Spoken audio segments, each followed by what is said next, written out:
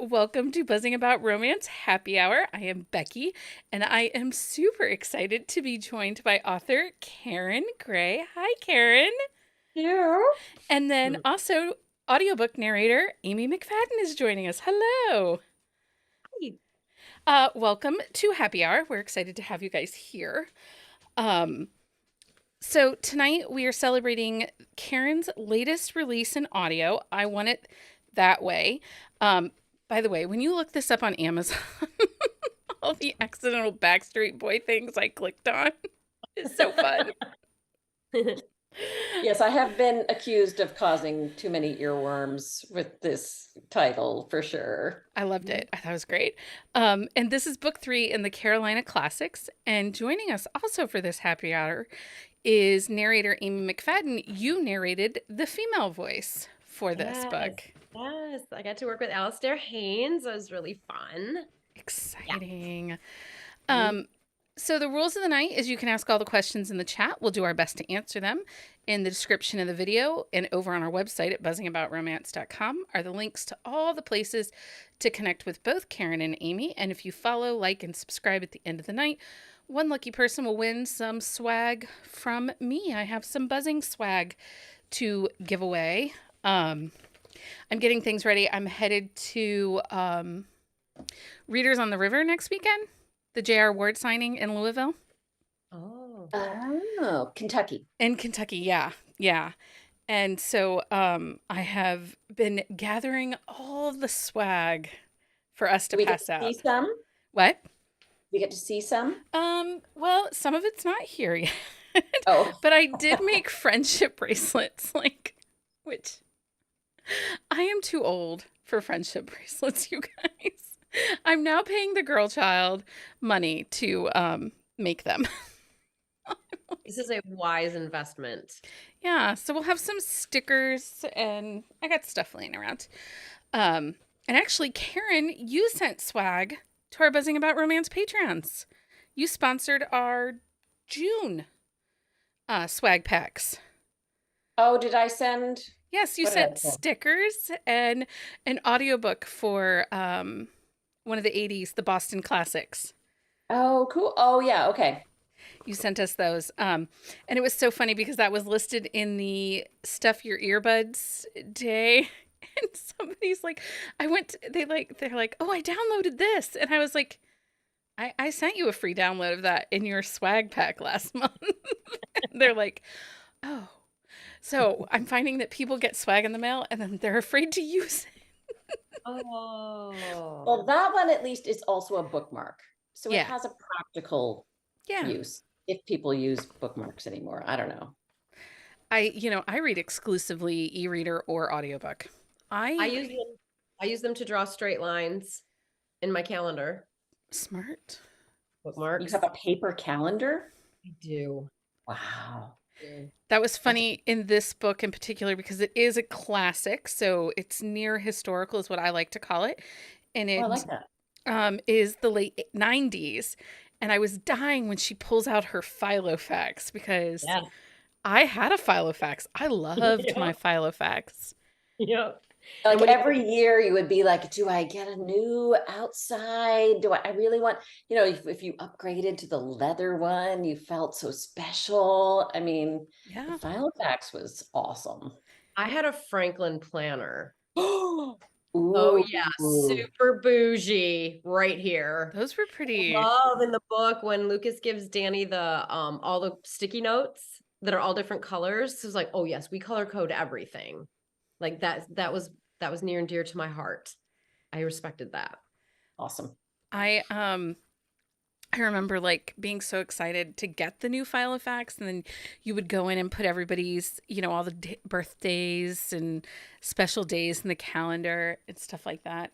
Now I do use a physical calendar for blogging and stuff for my releases and for episodes and jotting down notes and keeping track of reviews. But I miss the address book. Oh. Because I still send, because poor Karen, she got the thank you note for me when she sent us swag. I sent out the thank you note. I was raised by a Southern mother. You send thank you notes. Right. For graduation, you didn't cash the check until the thank you note was in the mail. Yeah. End of the story. Let me tell you, when my daughter graduated college this year, and she wrote my husband and I a thank you note for letting her graduate without debt. I was like, I have just scored as a mom on two fronts. Yeah. One, I graduated a child from a state university, but without debt. Yeah. And two, she wrote me a thank you note for it.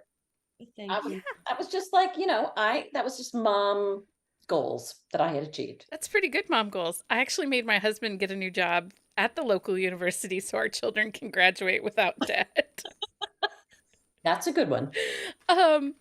You make friendship bracelets. You go to the college and get a job. Right? This is how my life works. Well, I paid for a liver transplant for my boy child. I'm like, there is no college money. So somebody's got to step up here. And since I'm pretty sure we weren't winning scholarships, we'll make the husband get the job. It's fine. Nothing wrong with They the don't give them seed. out like candy. So, Right. Right. Okay, so like I said, I have swag if you still hang around. So let's get to know you guys because honestly, Amy, I think this was the first book that I had heard you narrate, but I have read a couple of Karen's books and I cannot shut up about this book, honestly. I want it that way. I have a group text that I do with our contributors because we have different people that come in and out of the podcast that help with episodes and reviews and stuff. And I'm like, I need you all to read this because I can't stop thinking about it and somebody needs to talk about it with me. So Heather, I think she drew the short straw or the long straw. She's listening to it now.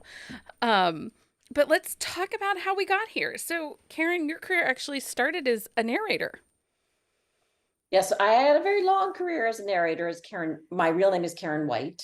And so I started narrating in 1999, back when they were truly books on tape, when they were, it was a long time ago. But I started writing in 2016, but I didn't publish my first book until 2020.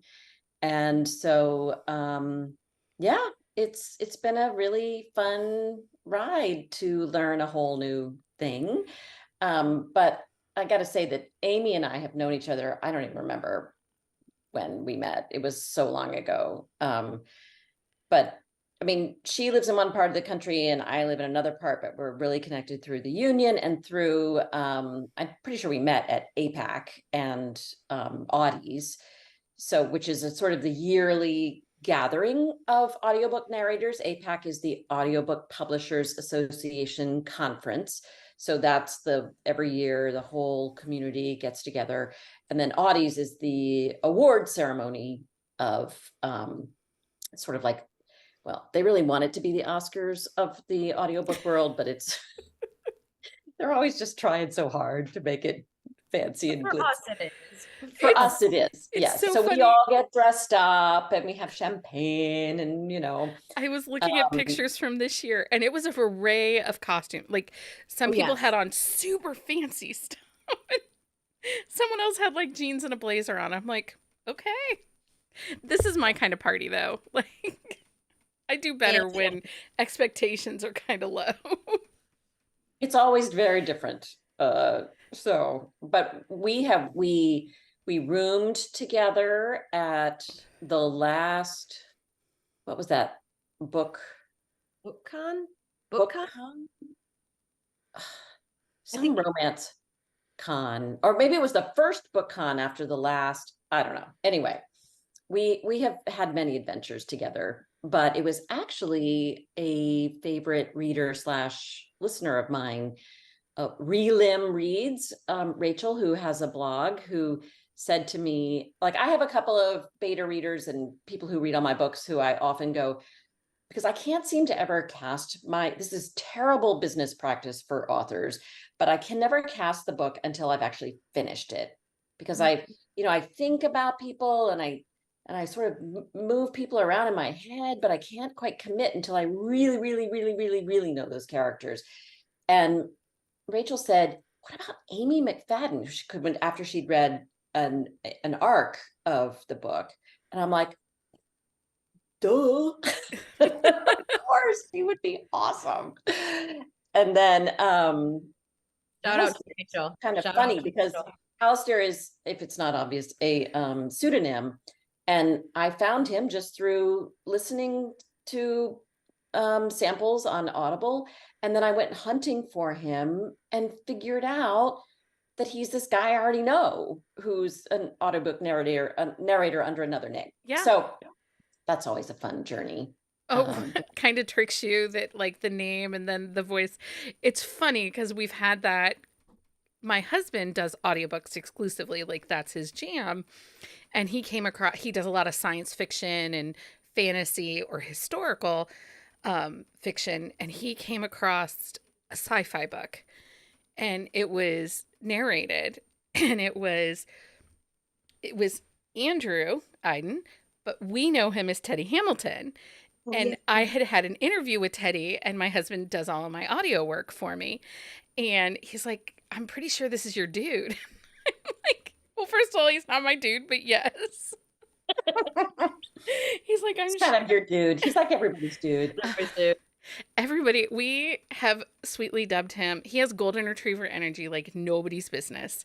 Yes. And he's a little bit of a frat boy puppy. Like, he's cute, but you kind of got to make sure he doesn't pee on the carpet. Yeah. Yeah, see? Frat boy puppy. Yeah. He's your dude, but you also don't get too excited. I adore him. We tell him that all the time. We're like, "You're kind of like a frat boy." And he's like, "Yeah, I know. I got it."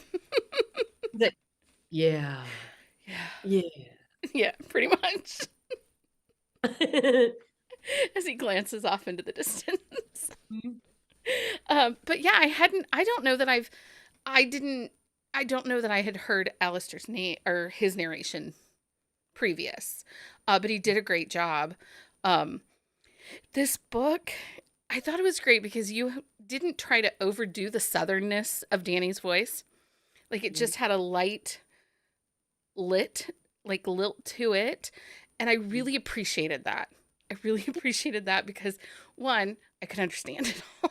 I wasn't like, oh, this is a little thick. And it's easy. I feel like it was easier to carry her character through that way. Mm-hmm. Do you find accents to kind of trip you up a little bit sometimes?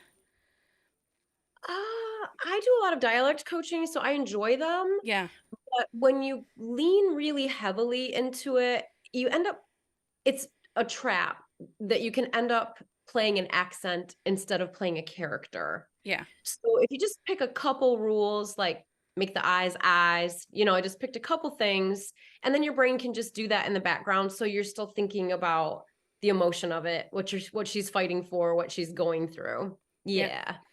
She's a great character. Danny was so dynamic in this book. And it was very interesting reading this book because it absolutely is a romance. Like, it's an HEA and you are rooting for this couple from the very, very beginning.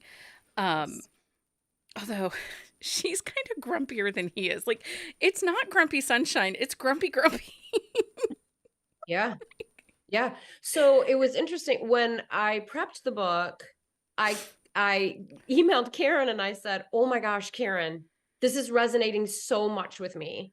Full-time narrators do a book a week, every other week. Like, we interact with a lot of text. And this one really hit me because number one, I don't have children.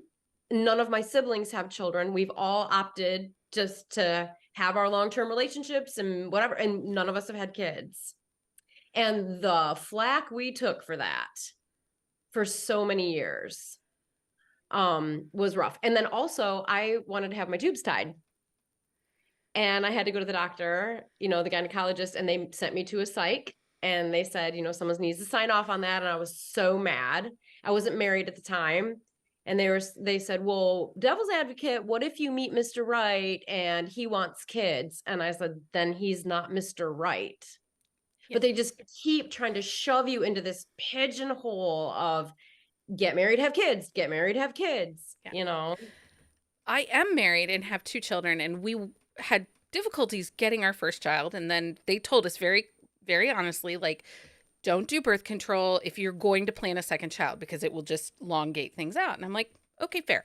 So our kids are 2 years apart by 3 days. Like, Okay. Catholic natural family planning, that's what it looks like. People don't do it. And after I had my girl child, I was 32 and I wanted to have my tubes tied. We had a boy, we had a girl, and they're like, but you're only 32. And I live in a small, very conservative community, and they pushed to the point that basically I just gave up and we did other things, to make sure that there were not going to be any more children. You were married. And I was married. But do you know, I had to take my girl child, so she has PCOS. I had to take her to the OBGYN to get her on birth control for her condition. And I had to sign a paper that I had informed her father that she was going on birth control, that I wasn't, and that, like there wasn't any custodial. I've been married to this dude for 25 years. You weren't going to like sell her with a goat to, Right. Like, it was bonkers. Like, and I'm like, this, because she's 18, so this is what, 3 years ago that we did this. So I think it was 2019 because she was diagnosed a little younger. 2019, I'm like having to confirm that we are married and that he is aware that I'm putting his child on birth control. Wow. So, I mean, I heard so many of these stories when I was doing research. I'm sure that one takes the cake. I have not heard that level of interference. Yeah. I mean, and it's interesting because so where I live, my hospital system is not religious, but the next town 45 minutes over is a Mercy Health Center, and none of that. Like none of it. Will not discuss it, will not. And it's just so bonkers. It's 2023, people. I'm just wondering could it be because it's hormones? Oh, for the birth control? Yeah. No, it's the reason that we had to tell him was that, like I was hiding maybe that she was sexually active from her father or something. Yeah. Parental consent. Yep. I tried to devil's advocate that. Can't do it. Nope. It just sucks. Okay. Just, and seriously, I'm not going to lie. I make all these decisions in our house. So, he should be checking with me. Right. I mean, there are devil's advocate sides to these stories. I mean, it is tubal ligation is a permanent solution, and I'm sure that doctors, and there's also been, and all these things are in the book, that there's been a really scary history in this country of forced sterilization without consent. So I get it on some level, but unfortunately, from everything I learned from people I interviewed and things I read, it's just mostly sexism. It is. Oh, it absolutely is. Because, as a wife, I don't have to go in to the urologist and sign and agree to allow my husband to have a vasectomy. Right.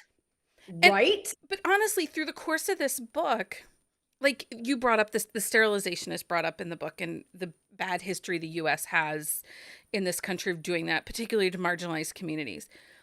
Like that gives you some understanding, but the way that you wrote Danny, the sympathy that you have for her and then even like when she has, and I don't want to spoil it for anybody, but there's a conversation she has to have with her mother at one point. And when her mother comes back, you realize that there are so many things within reproductive rights that marks and pieces have been missing for generations and are causing all of these missteps. And, this was 98, 99, right? I think the book was 98.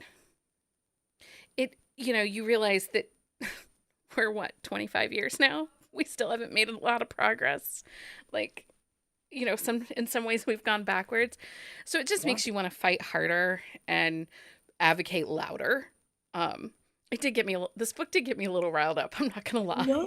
Well, it's interesting. That's been the most interesting part of my journey of writing in the 80s and 90s, is that initially the impulse was, oh, I bet we would all just like to go back in time when things were simpler and better and easier, and life was quite easy, actually, in the 80s, compared to previous generations. But when I really dug in, there's so many things that, yeah, are simpler and are easier. We have, so many things to deal with now that we didn't have to deal with then. But there are a lot of things that we have also made huge progress on that we can sort of go, whoa, we were stupid then. But then there are so many things that we have not fixed. Equal Rights Amendment still hasn't passed. Right. So there's that. Well, Doesn't and matter how far you go. I was laughing in the book when the manager for the production company, they sent out, or the corporation sent out the email like, you can't be married and stuff like that. And I'm like, well, I don't think that's such as big a deal now as it used to be. Mhm. Like they figured out spouses can choose to work together and productions can happen. But I did have to laugh when when he goes to use his cell phone and Danny's like, there's no signal out here. I'm like, that's a positive. We do have cell signal most places. And he like Yes. teases her about her beeper, her pager. Uh-huh. And I was like, I had a pager. I had a pager. And man, did you pull over as quick as you could to that payphone to call that number back? Like, yeah. I don't know if you guys, my husband and I had pagers for work, but we had like little signals we would send each other, just like, I'm thinking about you. And Aw. it was just like a couple of numbers and different numbers that would say mean different things. I haven't put that in a book yet. I think I have to do that. That would be good. My dad got one first for his job, and I remember my brothers and I like doing like the calculator things and spelled out boobies and numbers and sent it to What? my dad. And he's like, I'm making them change the number because you people are ridiculous. And I'm like, thank you. Thank you. You're welcome. But, Yeah, I don't think I ever had my dad's pager number, and that's probably why. yeah. I mean, we were pretty ridiculous. He knew it. It was fine. He knew what he signed up for. Particularly my sister and I, we were the youngest two of all of our of all of my siblings, and um, we definitely pushed the boundaries. Um, but it was fun to read like 98, 99. And the other thing is, so I am not, but Amy, did you watch Dawson's Creek? I know she was talking about Dawson's Creek. I had a really good friend who knew all of the episodes by heart. So I had heard a lot of it and I'd seen a couple episodes. But I went back to YouTube because I knew that's what she was I Yeah, knew that's what you were doing. Yeah. I did. I wasn't a big fan though. I mean, rabid. I have never watched Dawson's Creek, and now I kind of want to. I'm kind of Okay. like, what am I? Am I missing? What am I missing? But I just loved this whole like kind of the backside of I love Hollywood norm type romances. I think that they're great because you kind of can set it in a small town. And then you have the paparazzi and the gossip rags that create that outward tension instead of not necessarily the angst between a couple. You get the Mhm. outside angst that comes in and plays. So Karen, do you find that's because there's tension in this book between the characters, but do you find kind of like the outside angst easier to write, or it's just how the story flows? That's a good question. Um, I usually really kind of send my characters through the ringer, especially for a rom-com, because I feel like they've really got to earn it. They've got to go through they've got to learn about themselves and grow up before they can really be in relationship. But I do think, I mean, the fun thing with this series has been that because I get to kind of have both worlds. I get to have the small town feel, but like you said, the pressure often comes from LA, the people in LA wanting these things. And that's definitely a big part of Lucas's issue is, having grown up in that and grown up in Hollywood, that's all he knows. Whereas I think what's nice about the sort of Carolina Classics crew is that they really are small town. They have their sort of found family, they've grown up together. And then this Hollywood just sort of showed up in their town. And it's a great job, it's a great way to work, but it doesn't like define them. Yeah. Mm-hmm. So I think I've enjoyed that, but I don't know. Writing that final breakup, that's always the hard part for me. So I do often look for other ways To break them up. Yeah. Well, so we're getting ready, and it'll be later this year. We're going to do an episode about miscommunication in romance because everyone's always like, I don't like miscommunication. I don't think we need dark moments. And I am of the opposite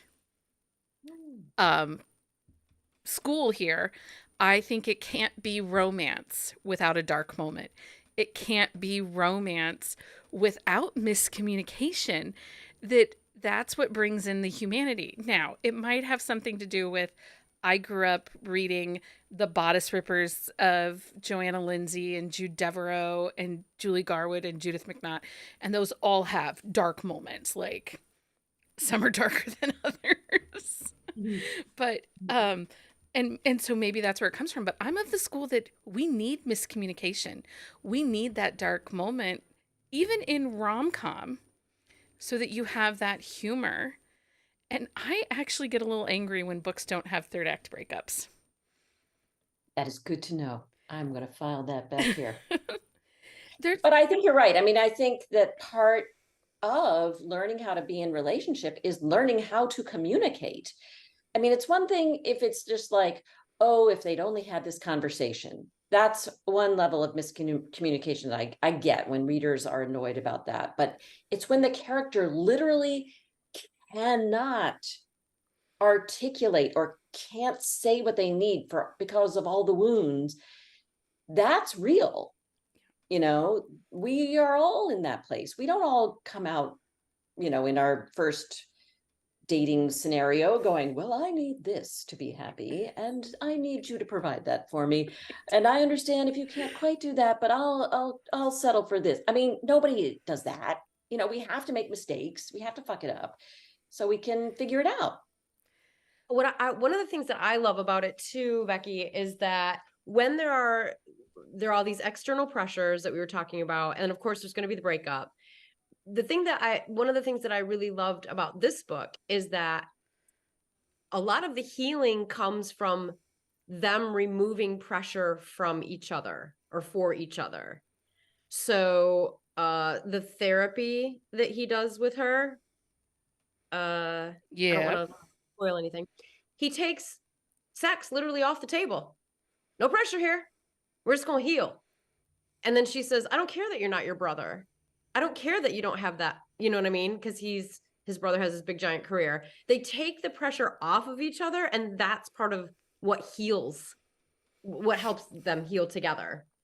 There's a level of acceptance. And I do think those conversations, like not having that conversation, not putting out your words, is actually kind of hard sometimes. There are conversations we all avoid, particularly, do I want to have another conversation with my husband about all the book shit I bought? No, I don't. So I'm going to hope those Amazon packages come Monday through Thursday on the off chance he takes a Friday off, Like, I mean, now, does he have access to the Amazon account? Can he see everything I'm buying? 1,000% he can. But I know he doesn't look, so. Right. But I mean, in all honesty, we all have conversations we avoid, even when you're first dating, because think about like when you're dating, do you want to give everything all at once. Fear of rejection is a real thing. And again, I Yeah, think it's scary. it is, and it gives that humanity to these imaginary characters. And I am one of those crazy Wait, wait, people. wait. They're not imaginary. They're not. You know what? I was listening to an old episode, a review episode, because I was trying to remember about a book that we had read and done a quick shot review episode. And I was listening to it. And the way we talked about it, you would have thought these were real people and we were giving them relationship advice. You know, he made that choice. And I don't know that I would have made that choice, you know, if I was in that situation. And I'm thinking, oh my God, if somebody listens to this and doesn't know who we are and what we do, they would think we're insane. Crazy. I mean, we are, but No, like, it's like when you see a movie, right? If you don't suspend disbelief and believe it and care that much, then what's the point? And I think reading is so much more intimate than watching a movie, right? Like you do know these people. yeah, You like do want to give them advice. I do feel like I know them. Yeah. Because, I mean, I was dying with Peanut, the dog, you know, being the Chowini. Oh my God, you guys, tonight we went and met friends for a beer for birthday, this outdoor thing, and there was a Chewini there. Was there? I was so excited. It was so cute. I'm like, how is that really a dog? Like, I went It is. looking. It really is. They're very awkward. Sometimes they have long, skinny legs, and sometimes they have the short, skinny legs with the chihuahua ears and face. And Yeah, this one was total dachshund, except for the ears. oh my gosh, It just went like this. It was that's so so funny. funny. It was so sweet, though. It was a very sweet dog. The other thing in this book that I just adored was the call tree or the phone Oh, tree. The phone tree. Like Oh, with the neighbors. with the neighbors, her call. oh my gosh. Yes. So small town. Yes. I Um, love it. when I remember my mother, like the prayer chain would call, um, you know, whenever there was like a list and stuff like that. And my husband, the first time we were at my parents' house, he's like, "What are you doing?" I'm like, "I'm taking the message for the prayer chain for my mother."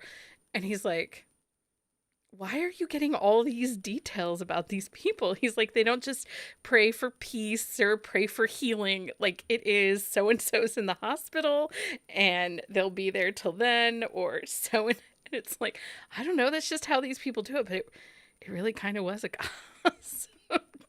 Well, right, because if you don't get all those details, then when your mom comes in, she starts asking you questions, you got to call that person back. Right. And I was not doing No. it.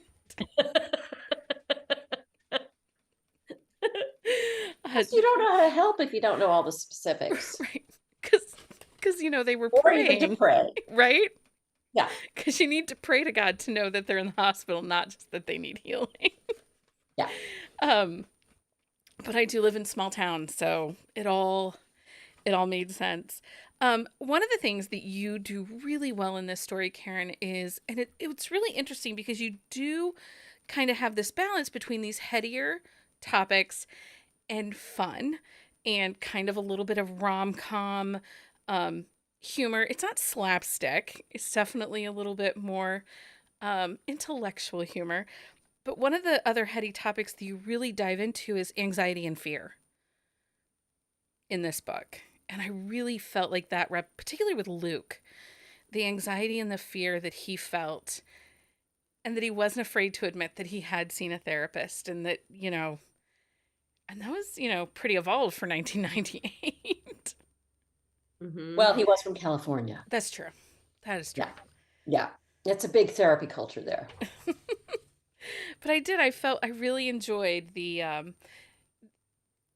that you delved into that you gave us those anxiety. And I felt those moments, particularly like the first time he got behind the wheel of the car, you know, and he's like just trying to, it's very well done. Thank you.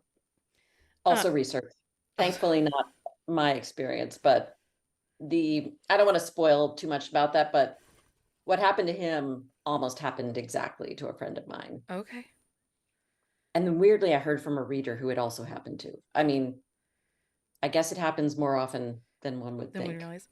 Yeah. So this is a fake relationship trope, marriage of convenience. Is this one of your favorite tropes to write? I've never done it. And I understand from some reviews that I sort of mix them up, that I have a definite weird uh, um, uh, attack on it, which is how I normally am. I can't just do it, typically. I have to sort of go sideways. But it made sense to me that, I mean, I think for this to work, like I have a secret baby book in my other series, and to me, both of these are problematic in that there has to be a really fucking good reason why you don't tell someone that you had their baby, Right. right? Or why you have to pretend to be married in order, because that's just crazy town, right? So I will say that my source of research on how to do tropes is Fated Mates. Their podcast, they do an amazing job of like breaking down the tropes and what readers expect. And then I meet like half of those expectations because of course I have to, go at it sideways. But I don't know, I had a really good time like with the wedding itself, with the whole like how they got married. That was really fun to write. And then of course the so I come from an acting background, which is what, and both Amy and I come from an improvisation background. And one of the things when I'm writing that is always in the back of my head is get him in trouble. Like every scene, what's the worst thing that could happen? Well, let's make that happen, without torturing them too much. But you just keep getting them in trouble. And I think that I did enjoy the whole forced proximity, only one bed, the reason why they had to end up actually sleeping together, even though they were fake. I mean, they were in a fake, this is where I think people get, people like, why did you do it like this? So it's a marriage of convenience, but it's also a fake relationship. So they're really married, but they're fake together until they aren't. But Yeah, I liked The Only One Bed. That's a favorite for me. It's funny you say forced proximity and I say close proximity because, yes, the circumstance forces them to kind of be in that, but we have been, our mission in 2023 for the podcast has been to get people to understand the difference between close and forced proximity because a lot of authors use it interchangeably. so you tell me, what's the difference? Close proximity is you have a choice. You can leave it. There are going to be consequences. You can quit your job. You can, walk away from the marriage, and leave the house, sleep in the car. Forced proximity is you have no control. You are forced into the situation. So You are kidnapping, snowed in. weather, kidnapping, stranded on a desert island. Those are going to be forced because there is nowhere else for you to go. There's no safe way without harm to your body to escape. So, forced, Forced, Writing this take a down. note. forced, no choice. First, close. Close proximity, you have a choice. Okay. Becky Lessons. Yes, Gretchen is in our chat, and Gretchen is one who every time she's like, Becky, is this close or is this forced? And I'm like, close, you have a choice. C's have choices. F's, you can't get away. You're fucked. You're fucked. You must stay. Eventually. Yeah. Literally and figuratively. Yeah. It's, it's probably one of no one probably cares if you get it wrong or you get it right, except me. I care. I know you care. Karen, I know you care. Well, care a about lot that. of it, honestly, for us is about marketing. It's Yes. about signaling to you what you're going to get so Yeah. that your expectations are not unmet. And- And so that is important. So for me, and I always see myself as in this industry, kind of in between the author and an average reader, because I work in publishing, I work as a copy editor, I work as a developmental editor. And so I've seen both sides of publishing. I've been a reader. I've been reading romance since 1990, and I've been working in it for 5+ years now. And so I kind of get to comment on it, but also, say, kind of give guidance too. Like, I help our readers understand certain tropes and certain choices. They ask tons of questions about like distribution rights and stuff like that. So, I get to answer those questions because I understand them. But then I also get to help authors and say, hey, if you're snowed in, that's forced.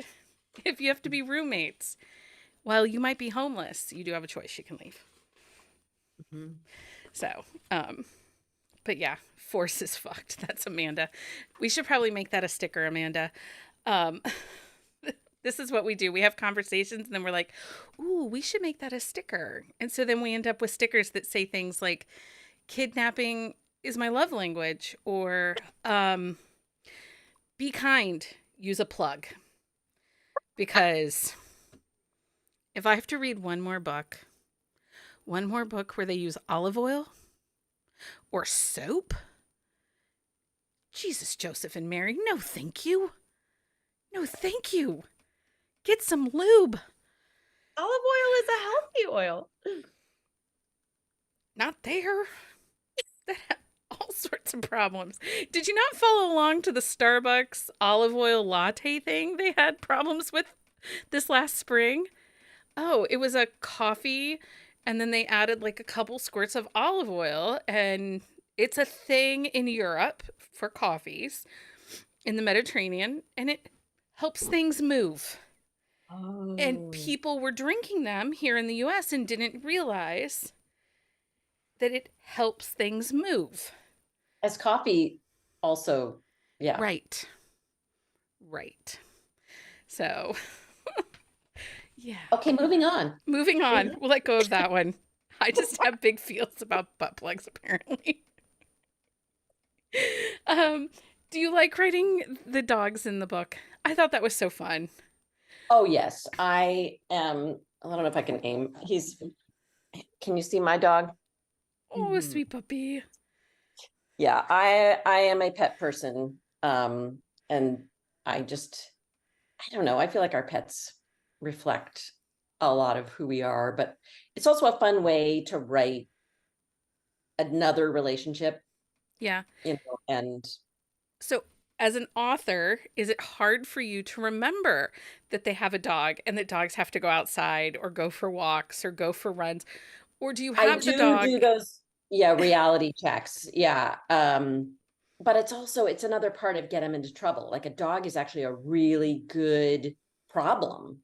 Like in the first book in this series, this is not a spoiler, like it's a one night stand, two rivals, two lovers, and she like has to leave the one night stand because the dog is at home inside and has to be let out. So I find that pets give a nice reality to it, that we have responsibilities in our lives that we have to deal with. Yeah. Yeah. I every once in a while I'll come across talking with an author and they'll be like, I put a cat, like I'll be doing edits and they'll be like, I put a cat in the book. Can you just make sure that I feed the cat at least a couple times in the book? And I was like, yes, I will. But I don't leave for a week without having a pet sitter, Right. or yeah. But as a reader, that's not something I even thought about until, like, I started doing edits and I was like, oh, yeah, I wonder how many dead cats there have been in my different romances. Well, I wonder, Amy, if you feel like this as a narrator. I feel like when you read a book, when you're performing a book, you kind of feel what the people are going through. And I feel like I would always find these little continuity errors. Oh, yeah. Like someone would like take a shirt off and then a page later take it off again. And I don't think every editor would notice that, but because we're sort of like experiencing it, we do. Oh, I have more than once had a book. Some of my best ones are, he took his belt off 3 times. And another one is, someone took a shower in their whole cocktail dress because they never took the dress off. And then, one of my, it's not one of my favorite ones. It's one of the ones I like to use to help authors, is an author gave a character a peanut allergy at the beginning of the book and talks about how she has a one night stand. She can't eat the peanut butter sandwich because she's allergic to peanuts. The one night stand results in an accidental pregnancy. And later on in the book, she's craving Thai food with extra peanut sauce. I'm just going to be really clear. Pregnancy does not take away a nut allergy. Yeah. Or she's suicidal. But there was never any mention of the peanut allergy in the latter half of the book. And so it's like, I always like to use those as examples to authors. Like, so if you're going to give them some of these things, just make sure that you keep a series Bible, keep a list so that you know to hand it off to your editor and say, okay, I gave my character these characteristics. Can you please make sure, like, I didn't kill the cat, or I don't kill myself with peanut butter or something. So they're just little things like that, but I always think it's funny. But I'm sure as narrators, you guys come across a couple, even maybe if you get an unproofed copy of the book because you're doing like a simultaneous release. I'm sure some of those. They're prevalent. I suppose we can't go into it too deeply. No. Yeah. Well, I missed one. I was proofreading a book and doing final proof on a manuscript. And as a proofreader, I'm not necessarily looking for context clues. I'm just making sure that there's commas, periods, quotations, and things like that. And I didn't catch pampas grass. Oh. I had it as pampas grass. I didn't catch that, the name of, because technically that's an editor thing that they didn't catch, but I missed it. I missed it too. So there's always little things like that. No manuscript is ever going to be perfect, no matter how many times it goes through edits. Because you're only human. My, I don't know if you want to say favorite ones, but where you can tell that an author at times during a book is writing from personal experience. And it's usually about a breakup or cheating or something that, the husband does wrong or the male partner does wrong. And the names change. So it's like, oh, that boyfriend did that to her. Oh, that boyfriend that did that to her. Oh, that, you know what I mean? But it's all supposed to be the same ex-husband. It's like, wait a minute, is this Paul, Dave, or Ken? Because then you have to ask, like, so which name are we using here? The more eyes. So one of the neat things, Karen, that you did in this audiobook is you added sound effects at the beginning of each chapter. And I don't know that I've come across that before. Yeah, I think it started with my first book because part of the nostalgia of that book is so each book has sort of a little theme of like a few different things that I really touch on. And that one was answering machines and answering machine messages, sort of how we would miss each other, and you would sort of like I have this whole section in the first book that it's almost like the in a movie, it would be the montage, of all the things they did that were fun together when they were happy in love, happens in answering machines. And so I wanted people to really hear those old sounds, like the beep, and the nasal sound of the answering machine message. And then my editor, turns out, is really great at this stuff. And he actually manipulated the sound so that they sounded like they were recorded, as opposed to, just right there talking to you. And so then I felt like everyone had to have a little thing like that. So yeah, this one, and some reviewer always comments like, the first time I heard it scared me. But I don't know. I have fun with it, and so does my editor. The one that we really went to town on was You Spin Me, which is one of the male main character is a radio DJ. So each beginning of each chapter, it sounds, without using any music, we make it sound like the patter and the sort of goofy things that would happen on the radio in the 80s. And he did an amazing job of layering all these sound effects. We'll never top that, but I might retire it after this series, but it's been a fun I thing. really enjoyed it. I really liked it. It reminded me of, I used to do as a kid the like read along books. Did you know, like the books on tape, and then they would have the read along and you'd hear the chime to know to turn the page and different things like that. Like I really loved it. I was in it. It kept me engaged, so I would be sad if you got rid of it. Don't do that yet. Okay, so I have a couple questions here. Um, this is for Amy. Well, I guess Karen too. So, when you take a narration job, do you get to read a blurb or a piece of the book to make sure that you like know what you're going into before you commit, or is it kind of a I would just really like the jobs because, I got bills to pay.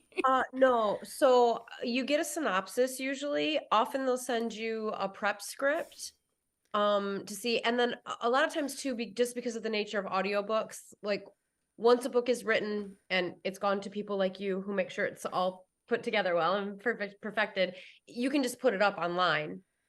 But for us, we have to get that final script, get cast, we have to prep it, we have to record it, then it has to go through proofing and engineering and pick up, so it takes longer to get ours out. As you know, if you get disappointed if there's not a simultaneous release. So a lot of times you can read about it on Goodreads, you can find it on other places that it's already been out first. So yeah, I do, depending on what your threshold is for what you want to do or not do. Like a lot of us will just go with, like, we have the erotica word list search, cock, pussy, we just go through all the word, and yeah. As a reader, we look for those words too, just so you know, it's not special to narrators. Yeah. I'm curious. So Amy, do you have hard nose or I do. If violence, I'm not judging, this is just me because I have to sit in the booth for a long time with this material. If violence is supposed to turn you on, no. And if a rape is really important to the story, I can do it, but I don't want a graphic long.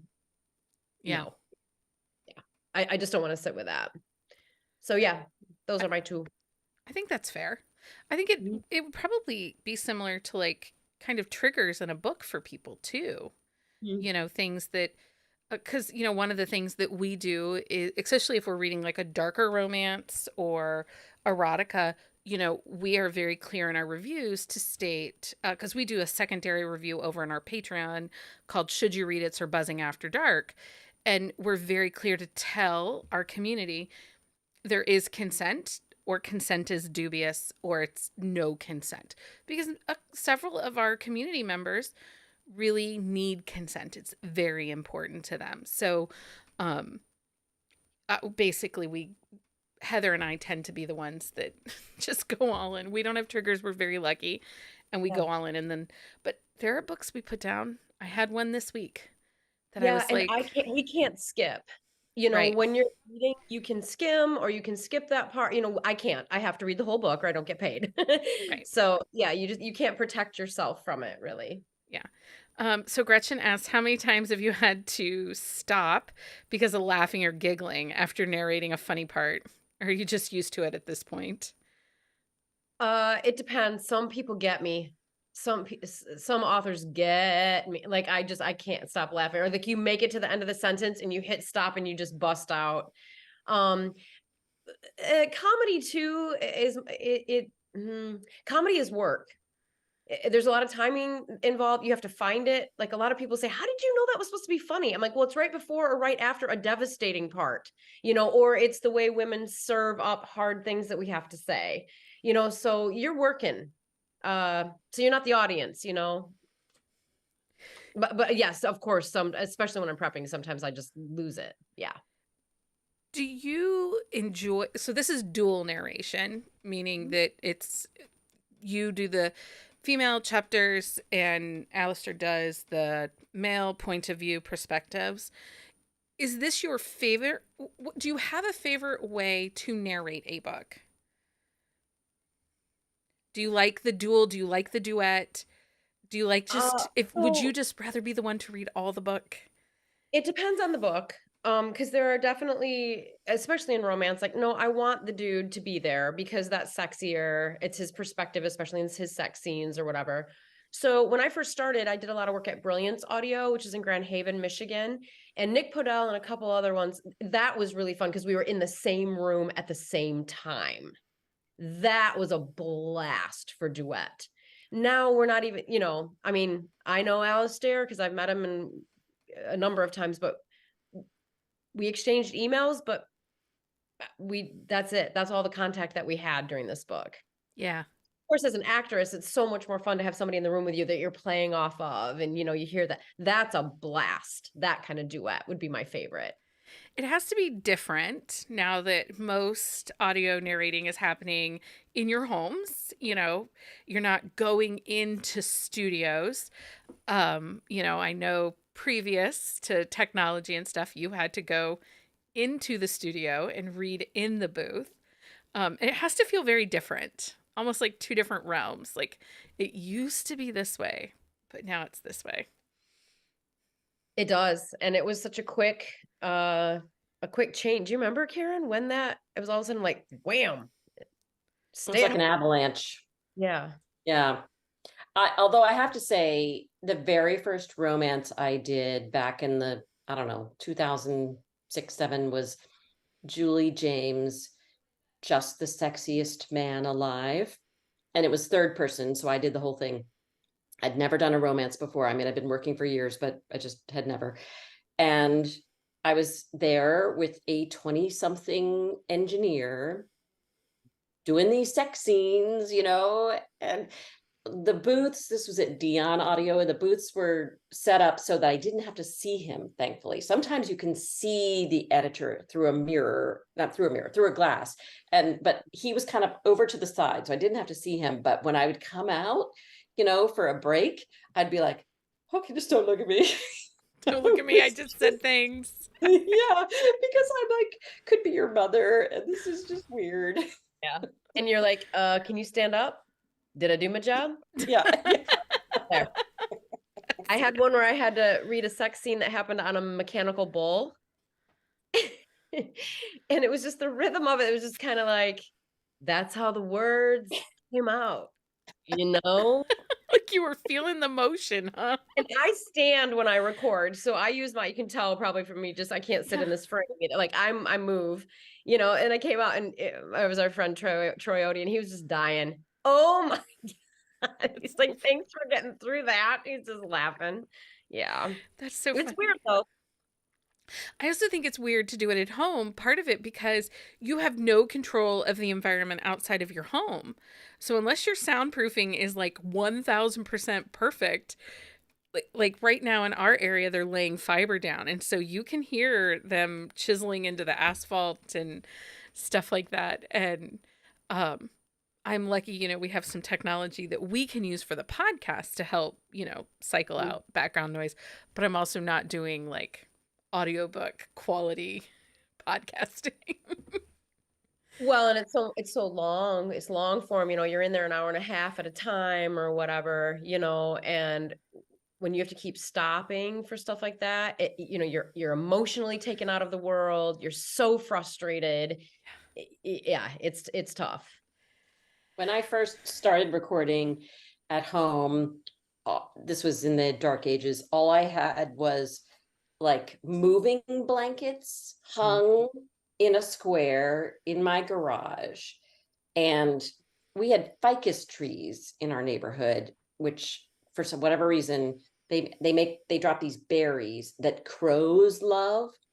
And so we had many, many crows in the neighborhood. And when they would get into a tree all together and be like, I would have to go outside and I would throw tennis balls into the tree to try to scare them away.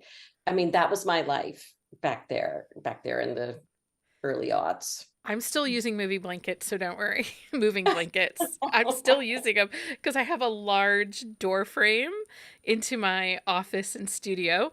And if both my children are home and gaming or talking to friends and stuff, just to make sure that we keep their voices out, we have a moving blanket that we Well, good to know that it still works. It still I works.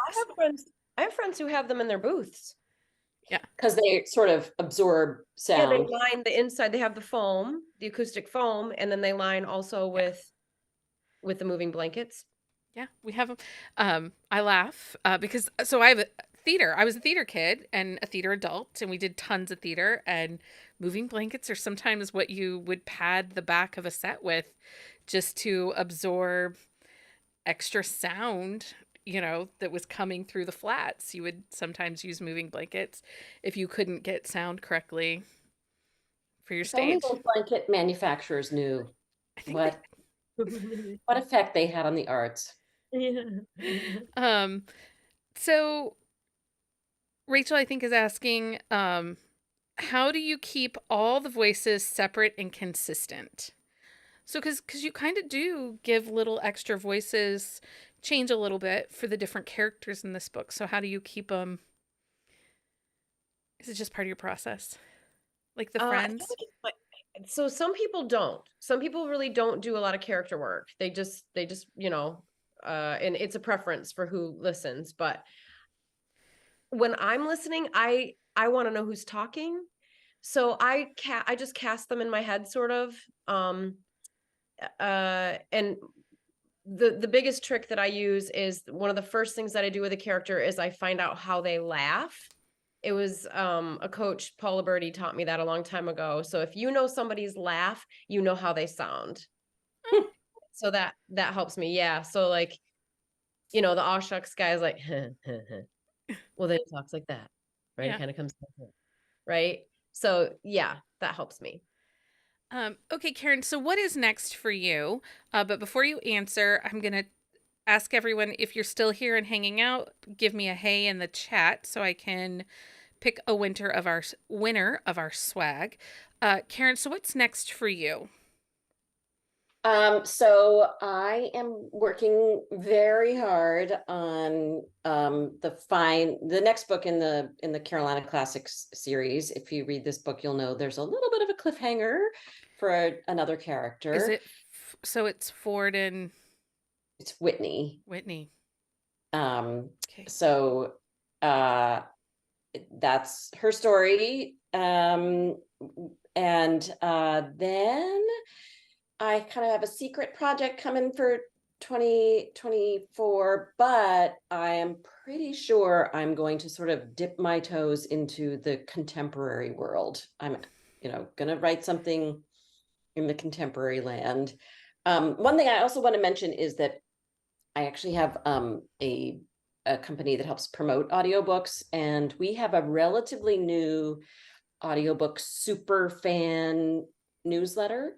So if you have winners from this, I would love to send them some of my swag. Sure. So you want to let me know. Yeah. And our super fan newsletter goes out every Thursday at noon, and we have new releases, we have sales, we have interviews, we have giveaways. So I'd love to have people sign up for that if they're interested. You can find out about that at my company is homecookedbooks.com, and there's a for listeners page has all about about that. But yeah, so I'm really hoping Whitney's story will be out before the end of 2023, but it might be 2024. She's given me some hard times, this Whitney. She's got a lot of secrets that I gotta untangle and figure out how to do it and still make it fun and funny. Yeah. Yeah. And then Amy, do you have any special projects or something, another release coming out outside of Karen's book? Do you have anything else that you've worked on recently? Yeah, I have a lot of Kate Nolan out there. Okay. Good small town Southern girl, love her. She always makes me say rural tourism in her books. So this was a The word rural is Rural. tourism. rural. Oh my, Rural tourism. yeah. Yeah. That's a Love hard. it. But I do I narrate a book every week or two, so there's always fun things coming out. I'm never sure exactly when they're coming out. Sure. I just yeah. So check the new releases on Audible, even if you don't buy them there. Yeah. I'm So doing a really fun Barbara Freethy has a really fun romantic suspense series called FBI Off the Grid. Sometimes forced, sometimes close proximity, because okay. they are off the grid and running. Um, yeah, that's a really fun one. And she's has another she's doing another thriller that's coming out. I'm gonna narrate that next week. Yeah. Fun. Fun. Fun. Thank you. Um. You can go to my website, amymcfadden.com. That'll show Uh. you. Wants to know what's the best way to look up narrator work just by the name in Audible searches. Does anybody know? Yeah, you just go to Audible and in the search bar, just put their name. Oh. And then only my stuff will come up. Or you can also search, I find, search their name and narrator, and Yeah. that'll usually take you to their website or other Oh, like in places Google. Yeah. you can find them. I love to search in Hoopla for audiobooks. Okay. It's so funny because you can heart like your favorite narrators. And then I can just go and look at that and it'll tell me all the books that are in Hoopla narrated by that narrator. So I'm obsessed with Sebastian York, which, who's not, right? That voice, come on. He and like Aiden Snow. So, and Maxine Mitchell. So I have them hearted in Hoopla, and then I just can look at my favorites and see what books they have in there that I haven't listened to yet. Yeah, our Maxine, newsletter has a new on Hoopla every week, Oh, which that's awesome. Hoopla does not have the greatest search engine for, like, sometimes if you search an author, you don't get their books. So there are some tricks. There are some tricks to Hoopla to searching. And did we do a web thing? I know I did a video on it for our community. I might have put it. We have a special blog or a special newsletter we send out called our Pour Over newsletter, and it's curated TBRs based on kind of micro niche themes and stuff like that. But then we also do product review and consumer, like Hoopla libraries and stuff like that. So I don't know if I put it there or if it was just in our community. But there are some tricks to Hoopla. I would love access to that video. So I you've will got make to sure. send that to me. Yeah. Because did you know that Hoopla originated out of Maumee, Ohio? Their corporate Yeah. headquarters are in Maumee. Well, aren't they? They were originally Midwest Tape. Yeah, they were originally Midwest Tape out of So Maumee. they were And like sending out the stuff on tape. yeah, so they're in Maumee. Their corporate offices are in Maumee, which is like halfway between me and Amy. Like, it's funny. The guy that started it came out of the University of Michigan's audio engineering school, which is like one of the top audio engineering schools. So, the more you know, there's so much fun things right here in Southeast Michigan and Northwest Ohio. Okay, so there's 4 of you. Hey, all of you guys, just go ahead and email me, Becky at bookcaseandcoffee.com, and we will get you some things. cool. So there's 4 of them that asked for it. So everybody can win. Just send me an email at Becky at bookcaseandcoffee.com, and we'll get some stuff out to you. Amy and Karen, thank you so much for hanging out. I Want It That Way is available now wherever you buy audiobooks and also available in ebook. So make sure you guys check that out. I highly recommend it. The review's up on the website. I loved it. Kind of obsessed with it. It's actually only on Audible and Apple right now. Okay. But when Audible lets me out of that 93-month window, it will then be Everywhere. on libraries and everywhere. Yeah. Okay. So you can get it on Audible, everybody, but it's worth it. It's really great. So Thank you. thanks for hanging out with me tonight. It was good to talk to you. It's nice to talk to everybody. We will be back. So we're off for a couple of weeks, but I do have some Instagram lives next week with Angelina Lopez and Carrie Elks. But then we'll be back on the 14th of September with author Zio Axelrod. So make sure you check out our newsletter for upcoming events. Thank you, everybody. Thank you. Bye, everyone. Bye.